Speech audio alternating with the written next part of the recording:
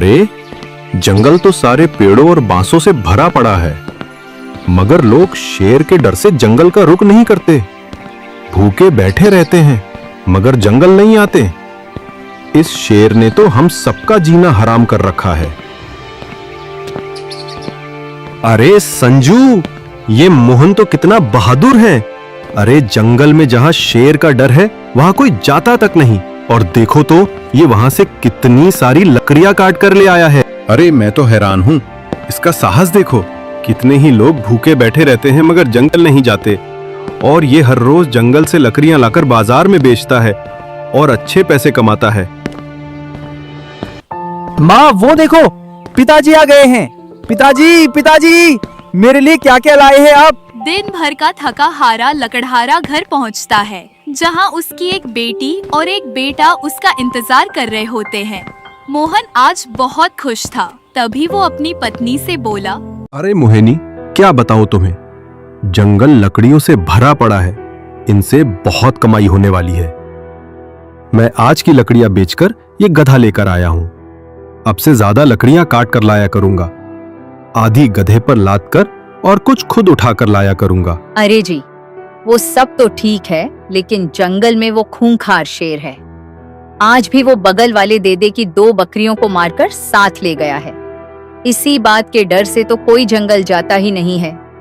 अरे मोहिनी, अगर ये डर बैठा लिया मैंने तो हम भूखे मर जाएंगे, मैं भी और मेरे बच्चे भी।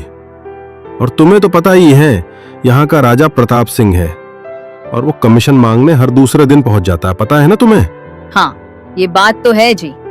जंगल नहीं गए तो राजा मार देगा कमीशन न मिलने पर, और अगर चले गए तो शेर मार देगा। कहो तो कोई रास्ता ही नहीं है हम गरीबों के लिए। रास्ते तो बहुत हैं मोहिनी, फिक्र मत करो। जंगल लकड़ियों से भरा पड़ा है, बस इस शेर का डर खत्म हो जाए। इसके शिकार के लिए हम राजा के पास भी गए थे, मगर घमंडी राजा ने हमारी मदद करने से साफ इनकार कर दिया। हाँ, तो राजा हमारी मदद क्यों करेगा? वो तो चाहता ही है कि हम गरीबों का नुकसान होता ही रहे। और तो और, वो तो हमारे खून तक को पी जाना चाहता है। हम अगर पी नहीं पाएगा वो हमारा गरीबों का खून। खैर, छोड़ो इन बातों को। अच्छा बताओ, आज राजा और उसके सिपाही कमीशन लेने तो नहीं आए थे गांव में? नहीं नहीं जी, आज तो कोई नहीं आया। खाना मैंने बना दिया है, आप हाथ मुंह धो लीजिए, फिर हम सब मिलकर खाना खाते हैं। लगता है थोड़ी देर में बारिश होने लगी। खाना खाकर वो सब सोने चले गए थे। तभी मोहन की आंख खुल गई और वो उठकर बैठ गया। अरे, ये किस चीज की आवाज आ रही है? लगता है गधा खेत में घुस चुका है, सारी फसलें खराब कर देगा। अब उठकर जाकर इसे बांधना पड़ेगा। मोहिनी को कहा भी था कि इसे बांध ले, मगर लगता है वो गधे को बांधना भूल गई। इतना कहकर मोहन घर से बाहर आया। बाहर बहुत अंधेरा था, कुछ साफ नजर नहीं आ रहा था। मोहन अपने खेत की तरफ चलने लगा। वहाँ कुछ हलचल महसूस हुई, कोई जानवर था। मोहन ने समझा कि वही गधा है। उसने उसे कान से पकड़ा और घसीटता हुआ अपने घर की तरफ बढ़ने लगा। शेर भी हैरान हो गया और दिल ही दिल में बोला, अरे ये क्या आफत है, इसने तो मुझे कान से पकड़ रखा है। लगता है कोई बहुत ही खतरनाक बला है। ये इंसान तो नहीं लगता। अरे, मैंने तो यहाँ के इंसानों को डरा रखा था और ये मुझे ही डरा रहा है। फिर मोहन ने शेर को गधा समझकर अपने घर के आंगन में एक मजबूत रस्सी से बांध दिया और खुद मजे से जाकर सो गया।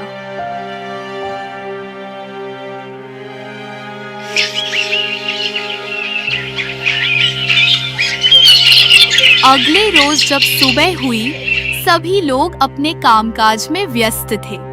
मोहन और उसकी पत्नी जब उठे तो उन्होंने देखा कि उनके घर के बाहर भीड़ जमा थी। मोहन यह देखकर हैरान रह गया। अरे भाई लोग, सब ठीक तो है ना? आप सब मेरे घर के बाहर क्यों जमा हुए हो? कोई बात हुई है क्या? अरे मोहन भाई, आपने तो कमाल कर दिया है, और अब आप हमसे पूछ रहे हैं कि कोई बात हुई है क्या? अरे भाई, आपने शेर को पकड़कर अपने आंगन में बांध रखा है। अरे भाई, कौन सा शेर वेर की बात कर रहे हो आप सब? वो तो गधा है। कल ही मैं उसे खरीद के लाया हूँ। रात को वो फार्म में घुस गया था तो मैंने उसे फार्म से पकड़ के आंगन में बांध दिया।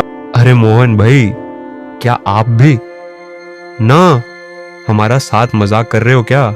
चलो चलो, खुद ही देख लो, आपके आंगन में शेर बंधा हुआ है। मोहन जब ये देखता है तो डर के मारे बेहोश हो जाता है। उधर पूरे राज्य में मोहन के बहादुरी के चर्चे होने लगते हैं, क्योंकि उसने शेर को पकड़कर गांव वालों को बड़ी मुसीबत से बचाया था।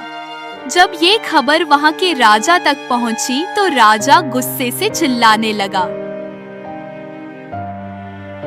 महाराज, मैं एक बहुत बड़ी खबर लेकर आया हूँ। महाराज, गांव में एक आदमी है, मेरी मुखबिरी के हिसाब से मेरे एक बहुत ही खास आदमी ने बताया है। उसका नाम मोहन है। उसने शेर को पकड़कर अपने आंगन में बांध रखा है। क्या? इतना बहादुर आदमी? तो ये तो हमारे लिए एक बहुत बड़ा खतरा है। सिर्फ इतना ही नहीं महाराज, लोग इसकी जय जयकार कर रहे हैं। पूरे गांव में इसके नारे लगाए जा रहे हैं। महाराज, इसे खत्म करना होगा। ऐसा बहादुर आदमी आपके लिए एक बड़ा खतरा बन सकता है। हाँ, बात तो सच है। चलो फिर चलते हैं। आज गांव में देखते हैं कि किस बहादुर इंसान ने हमारे राज्य में जन्म लिया है। इस तरह राजा अपने सैनिकों के साथ उस गांव पहुंचा जहां लोग उसके डर और खौफ से कांप रहे थे। राजा ने वहां पहुंचते ही सबसे पहले वहां के लोगों से मोहन के घर का पता पूछा। महाराज, मैं तो आज आपके पास ही आ रहा था।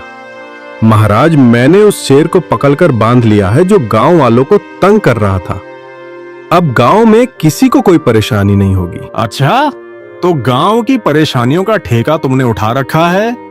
तुम गांव वालों के ठेकेदार हो जो इनकी सारी मुश्किलें दूर करोगे? हाँ, और सुना है बड़े बहादुर बने फिरते हो। उस शेर को जिंदा पकड़ लिया तुमने? महाराज, मैं कुछ समझा नहीं। आप मेरी तारीफ कर रहे हैं या ताना मार रहे हैं? वाह, इसका साहस तो देखो। मेरे आगे कैसी जुबान चला रहा है। मैंने सुना है तुम गांव वालों को मेरे खिलाफ भड़का रहे हो और बड़े बहादुर बनते फिर रहे हो। आपने गलत सुना है राजा साहब। मैं तो अपना काम करता हूं। मैंने किसी को भी आपके खिलाफ नहीं किया है, मेरा यकीन कीजिए। सैनिकों, क्या देख रहे हो तुम लोग? इसका सिर कलम कर दो और वो जो इसका बेटा है उसे भी मार डालूं। राजा का हुक्म सुनते ही मोहन घबराकर कांपने लगा और जमीन पर गिड़गिड़ाने लगा। राजा जी, मुझे माफ कर दीजिए, मेरे बेटे को छोड़ दीजिए। खामोश, अपनी जुबान बंद रखो। सैनिकों, इसके बेटे को भी पकड़ कर ले आओ। शेर का बच्चा अक्सर शेर ही होता है। अगर इसके बेटे को छोड़ दिया तो वो जरूर हमसे बदला लेगा। जो हुक्म महाराज। मगर ये जो एक औरत और एक बच्ची है, इन दोनों का क्या करना है? इनका क्या, ये औरत तो अपने पति और बेटे के दुख में 2-4 दिन की जिंदगी ही जी पाएगी। और रही बात इस छोटी सी नन्ही सी लड़की की, तो ये हमारा क्या ही बिगाड़ पाएगी। मोहन का परिवार रोता रहा, मगर राजा को दया नहीं आई। जब मोहन को कत्ल कर दिया गया तो उसकी बेटी ये सब देख रही थी, और जब उसके भाई को भी मार दिया गया तो उसकी माँ इस सदमे से वहीं दम तोड़ गई।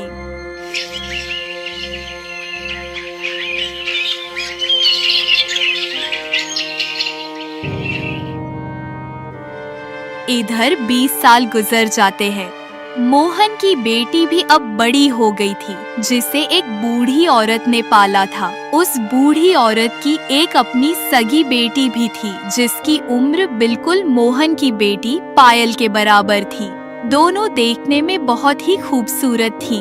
अरे बेटी पायल और संजना, मैं बहुत सालों से देख रही हूँ कि तुम दोनों आपस में बहुत ही गहरी बातें करती हो, लेकिन जब मेरी नजर तुम लोगों पर पड़ती है तो तुम दोनों एकदम चुप हो जाती हो। ऐसा क्यों? नहीं अम्मा, ऐसा तो कोई बात नहीं है। ये तो हम दोनों बहनों की आपस की बातें हैं। अम्मा, तुम आज राजमहल नहीं जा रही हो क्या? अरे अम्मा, तुम्हारे बिना राजमहल की रसोई में खाना कौन बनाएगा, बताओ तो। अरे बेटी, मैं आज बहुत बीमार हूँ। अगर आज मैं राजमहल नहीं गई और रसोई का काम नहीं हुआ तो वो दुष्ट राजा आकर हमारे झोपड़े को आग लगा देगा। क्या ऐसा नहीं हो सकता कि आज आपकी जगह हम राजमहल की रसोई में चले जाएं? अरे नहीं बेटी, क्यों अपनी मौत को दावत देना चाहती हो? अगर राजा को पता चल गया तो वह तुम दोनों को वहीं पर मार डालेगा। अरे माँ, तुम तो जानती हो कि मैंने बचपन से ही युद्ध में खुद को कितना प्रशिक्षित किया है। तुम्हारी बेटी को कोई नुकसान नहीं पहुंचा सकता। माँ, आज वैसे भी तुम्हारी तबीयत ठीक नहीं है, आज तुम आराम करो। इस राजा की शक्ल मैंने अपने बचपन में देखी थी, अब इसका सामना करने का वक्त आ गया है। मैं जानती हूँ बेटी, तुम्हारे दिल में बदले की आग है, मगर राजा प्रताप सिंह को खत्म करना इतना आसान नहीं है। अरे माँ, राजा को मैंने थोड़े ही मारना है, तुम बस देखती जाओ। ऐसे हालात पैदा कर दूंगी कि राजा खुद मौत की भीख मांगेगा। पायल और संजना ने बहुत जिद की तो माँ मान गई। आज पायल 20 साल बाद अपने परिवार के कातिल को देखने के लिए तड़प रही थी। वो दोनों महल की ओर निकल पड़े। कौन हो तुम लोग और महल में कहाँ घुसे जा रहे हो? हम महल की रसोई में काम करने वाली अम्मा बरकत की बेटियां हैं। आज अम्मा की तबीयत बहुत खराब है, इसीलिए हम खुद खाना बनाने के लिए आए हैं। अच्छा, ठीक है। रसोई घर महल के बाहर है, महल में घुसने की कोशिश मत करना। खाना बनाकर फौरन यहाँ से निकल जाना। जी, हम खाना बनाकर फौरन ही यहाँ से चले जाएंगे। पायल और संजना दोनों खाना बना रही होती हैं, तभी पायल संजना से कहती है, यह महल में तो बहुत सख्त पहरा है संजना, राजा तक पहुँचना मुमकिन नहीं है। फिक्र क्यों करती हो मेरी बहन, मैं पता लगाकर आई हूँ। अभी बाहर 2 सैनिक आपस में बात कर रहे थे। कल राजा का बेटा मतलब इस महल का राजकुमार कमीशन लाने हमारे गांव में जाएगा। क्या सच में? ये तो बड़ी खबर है। वाह, मतलब आज महल में आना हमारा बेकार नहीं गया। तुम समझ गई होगी कल हमें क्या करना है। संजना, पता है ना क्या करना है? अभी तक राजकुमार नहीं पहुंचा। ध्यान रखना, एक भी चूक हो गई हमसे तो सब बेकार हो जाएगा।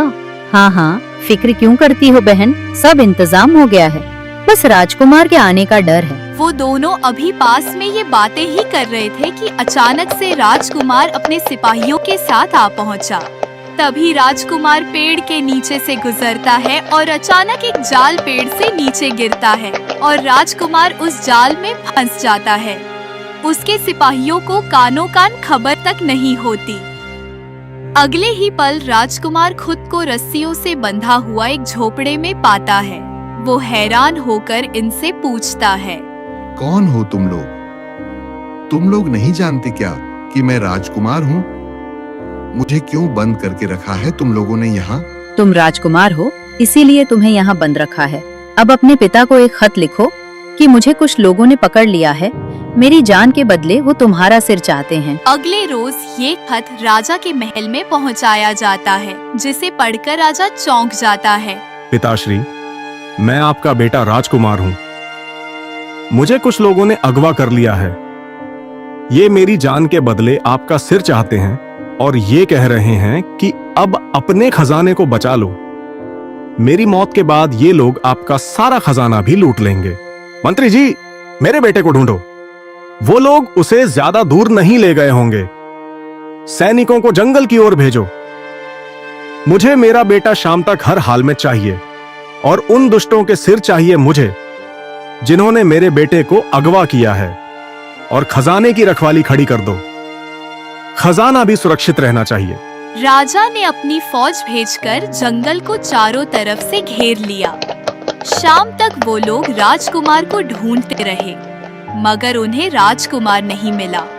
उधर दोनों बहनों ने राजकुमार से खजाने के बारे में सारी जानकारी ले ली और जहाँ खजाना रखा था वहाँ भेष बदलकर पहुँच गई। खजांची साहब, महाराज ने आपके लिए ये चिट्ठी दी है। अच्छा, महाराज ने कोई संदेश ही भेजा होगा। खजांची जी, पिछले कई दिनों से आप और आपके सिपाही दिन रात खजाने की पहरेदारी कर रहे हैं, इसलिए मैंने महसूस किया है कि लगातार दिन रात खजाने की पहरेदारी करने से आपकी तबीयत खराब हो सकती है। इसी कारण मैं आपको आदेश देता हूं कि आप अपने सिपाहियों के साथ आराम करें और जिन 2 सिपाहियों को मैंने यह चिट्ठी देकर भेजा है, जिनके नाम राम और श्याम है, उन्हें पहरेदारी का काम सौंप दें। साथ ही खजाने की चाबी भी उन्हें दे दें। क्योंकि तोरण द्वार में खजाना देखने के लिए मैं स्वयं आऊंगा। तुम्हारा राजा प्रताप सिंह। चलो, ये अच्छा हो गया कि महाराज को हम पर दया तो आई है। हाँ ठीक है, तुम दोनों अब से खजाने की अच्छे से निगरानी करना, और ये लो चाबी। इसके बाद वो खजांची जो राम और श्याम बनी हुई उन दोनों बहनों को खजाने की सुरक्षा का काम सौंपकर तुरंत वहाँ से चला गया। खजांची के जाने के बाद उन दोनों बहनों ने तुरंत खजाने का दरवाजा खोला और खजाने वाले कमरे में दाखिल हो गई। अंदर पहुंचकर दोनों ने अपने कपड़ों में छुपाए हुए बड़े बोरों को निकाला और सारा खजाना उनमें भर लिया, यहाँ तक कि एक सिक्का भी नहीं छोड़ा। फिर वे वहाँ से एक गुप्त रास्ते से होते हुए सारा खजाना लेकर निकल गई।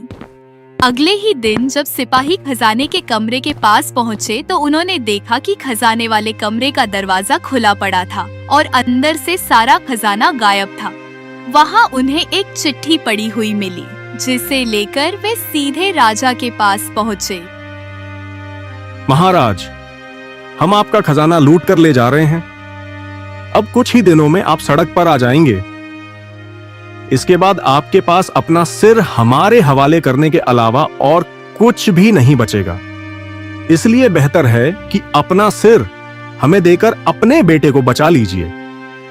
आपकी शुभचिंतक शेर की बेटी शेरनी। महाराज, कुछ याद आया आपको? कई बरस पहले आपने जिस लकड़हारे को कत्ल किया था, उसके बेटे के बारे में आपने कहा था कि शेर का बेटा शेर ही होता है, और उसकी एक बेटी भी थी। हाँ हाँ, याद आया। उसके बेटे को तो मैंने मार दिया था, मगर उसकी एक बेटी भी थी जिसे मैंने नन्ही सी लड़की समझकर छोड़ दिया था। हाँ महाराज, ये वही नन्ही सी लड़की है जिसे आपने बरसों पहले नन्ही समझकर छोड़ दिया था। मैं खुद अपने बेटे को ढूंढने के लिए निकलूंगा। इस लड़की ने तो मेरा सब कुछ छीन लिया है। मुझे उसे उस वक्त जिंदा नहीं छोड़ना चाहिए था। राजा कई बरसों तक अपने बेटे को ढूंढता रहा, मगर उसे उस राजकुमार की कोई खबर तक नहीं मिली। राजा के पास जो भी धन था वो सब लुट चुका था। तभी एक दिन राजा को एक खबर मिली। महाराज, अनर्थ हो गया है।